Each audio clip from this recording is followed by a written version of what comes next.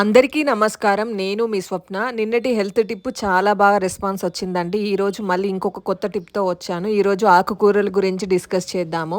అందరూ చెప్తారు ఆకుకూరలు బాగా తినాలి, దాంట్లో పోషకాలుంటాయని. ఎందుకనేది ఈరోజు మీకు చెప్తాను. సగటున 60-70 కేజీల బరువున్న మనిషికి ఎంత శక్తి అవసరం ఉందో ఇప్పుడు చూద్దాము. స్త్రీలకైతే 1800 క్యాలరీస్ అవసరము. అదే పురుషులకైతే 2100 అవసరము. సో ఎక్కువ బరువున్న వాళ్ళకైతే 1800 కూడా అవసరం లేదు. కొంచెం తక్కువ క్యాలరీస్ తీసుకోవడం వల్ల ఉన్న ఫ్యాట్ కరిగిపోయి కొంచెం వెయిట్ తగ్గే అవకాశం ఉంది.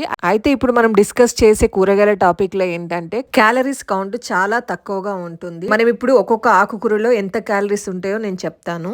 100 గ్రాములున్న పాలకూరలో 24 క్యాలరీస్ ఉంటాయి. అదే తోటకూరలో 30 క్యాలరీస్ ఉంటాయి. అదే పూనగంటి కూరలో 51 క్యాలరీస్ ఉంటాయి. గోంగూరలో 36 క్యాలరీస్ ఉంటాయి.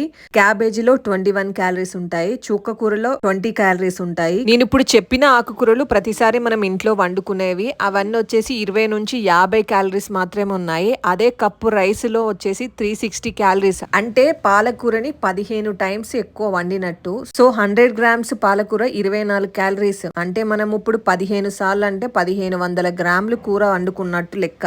అందుకే డాక్టర్స్ కూర ఎక్కువ తినండి, రైస్ తక్కువ తిన్నా పర్వాలేదని చెప్పేదే. ఎందుకండి ఈ వీడియో మీలో చాలా మందికి యూజ్ అయిందని అనుకుంటున్నాను. ఈ వీడియో నచ్చితే లైక్ చేయండి, మీ ఫ్రెండ్స్ అండ్ ఫ్యామిలీకి షేర్ చేయండి, అలాగే నా ఛానల్ కి సబ్స్క్రైబ్ చేయండి. మళ్ళీ సరికొత్త టిప్పుతో మీ ముందుకు వస్తాను నెక్స్ట్ వీడియోలో. Thank you for watching.